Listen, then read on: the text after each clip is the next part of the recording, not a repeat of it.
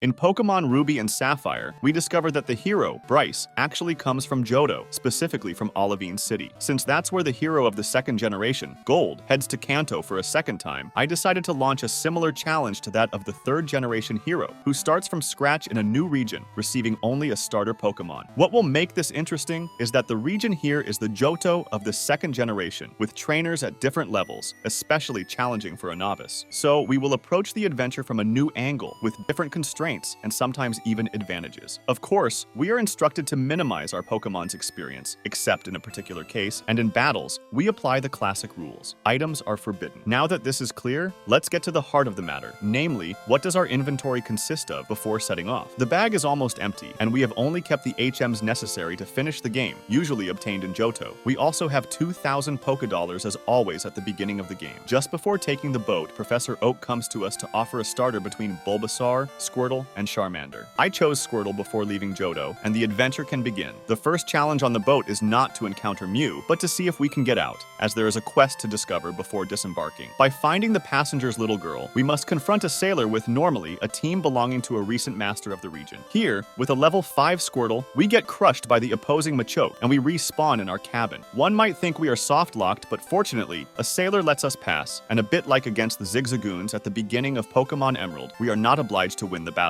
So, we complete the passenger's quest, who gives us the metal coat, and in a stride, the boat arrives at Vermillion City. The first thing to do is to explore the surroundings since we have nothing in our possession, to see how far we can go without having to engage in a mandatory battle. Unfortunately, in the house next to the Pokemon Center, we do not get fishing rods in these games. A Snorlax blocks access to Diglett's cave and the east of the region, so we can only go north since challenging Lieutenant Surge's gym with only a level 5 water Pokemon seems quite irresponsible. But first, we head to the shop to buy Pokeballs. However, a small issue in this city, they only sell Great Balls, and since we only have 2,000 Pokedollars, we'll only be able to afford one. It's quite a challenge at this level. Between Vermilion and Saffron in the tall grass, there are 2 Pokemon that interest me, but the first thing one can observe is that the Pokemon levels haven't really increased compared to the previous generation. In Pokemon Red and Blue, at this stage of the game, we're supposed to be at the 3rd gym, and the Pokemon around are approximately level 20. Since I was doing this challenge live on my Twitch channel, I was able to benefit from the chat's advice to capture a Meowth to use Payday to earn some money. But the problem is that it requires battles, something we want to avoid initially. So, we'll try to catch another Pokemon, more for its offensive potential, Abra, with a Great Ball, after making sure to save before throwing it, just in case, to be able to try our luck in a new encounter. Fortunately, we didn't encounter a shiny Pokemon in this short time frame. With 2 Pokemon on the team, we will continue to explore the region, searching everywhere for items, especially those with value. In Saffron City, we can obtain TM29 Psychic, which Abra can learn directly, the upgrade at Sylph Company, and the X accuracy in the dojo. Now heading to Celadon City, and there's no trainer at the junction, so we can also enter the game corner. However, we cannot obtain tokens at the casino, so it will be useless. In previous games, the coin case was obtainable in the restaurant, but here, we'll instead get leftovers, a very interesting item in battle. After saying hello to the Game Freak developer, things have changed a lot at the company, which is located in a building in the city. We sadly realize that we can't take the bike path since we get the bike, in Johto as well. After selling quite a few items, we have a bit more funds to buy some Pokeballs, and surprise in Saffron City, we can buy Great Balls, which are actually cheaper. Too bad we weren't aware. With that, we also capture a Magnemite, and then we'll have to get into it. It was inevitable. It's time to start a battle. For this, there are 2 possibilities. There are mandatory battles after Nugget Bridge, or between Saffron City and Lavender Town. Unfortunately, the biker blocking the road to Lavender Town still has 4 Pokemon, so even if we manage to defeat a Coughing, which is still 15 levels higher than us, thanks to a critical hit, the next one can take us out. Finally, we're going to try our luck further north, hoping to have gained levels by then. And there, we see a real opportunity, facing a level 35 Oddish. If it knocks out Squirtle easily, there's the Abra. Its only offensive attack is Acid, which Magnemite is immune to. So, we can wear it down and win our first challenge battle against a Pokemon that's 2 to 3 times our level. But the road is filled with trainers, and our joy is short-lived when we face the next trainer, who has a level 30 Wigglytuff. Still in a paradox, Magnemite can defeat it before falling to Granbull, which finishes us off despite its honorable resistance. Well, obviously, it's going to be difficult to continue. We saw success in the previous battle, since there's still the possibility of exploring Lavender Town, even if the drawback here is that we won't be able to return to Saffron City without facing the biker with 4 Pokemon. Oh yes, and we also need Cut, because otherwise to pass, we have to defeat a scientist with a level 32 Magnemite. So, we catch an Oddish on Route 24, and then we can go to Lavender Town, and especially to the route to the south. Again, we have to avoid fishermen, but for that, we can use Squirtle Squirtle's Surf until we reach a cabin that will give us a very valuable item. As in the first generation, at this location, we can receive the Good Rod and thus the possibility of catching high-level Pokemon. Without further ado, we fish north of the Silence Bridge and we encounter a Tentacool, level 40. We manage to catch it, and now we have a much more convincing attacking force when wandering around the region. Thanks to Surf, we can easily get rid of the biker, and we're back in Saffron City. Similarly, all the trainers on Route 25 are manageable with this Pokemon, so we gain experience and even evolve into Tentacruel. And look at this Pokemon's stats. It has good special defense, decent speed, and with the move, Barrier increasing its defense in battle, combined with the rest, the Pokemon becomes almost untouchable, to the point that one wonders, can we finally go and challenge the gym leader? For this, we'll go around, heading to Fuchsia City. The city isn't what it used to be since the Safari Zone closed. So, we face Janine, and for Tentacruel, it's a real walk in the park, which is rather paradoxical in a poison-type gym. With Surf and a few more levels, it allows our character to win their first badge, and now, the adventure is finally unlocked. Unfortunately, it will be on foot, since after capturing a Snorlax, I noticed that I don't have the HM for Fly, an HM that's not mandatory to finish the game.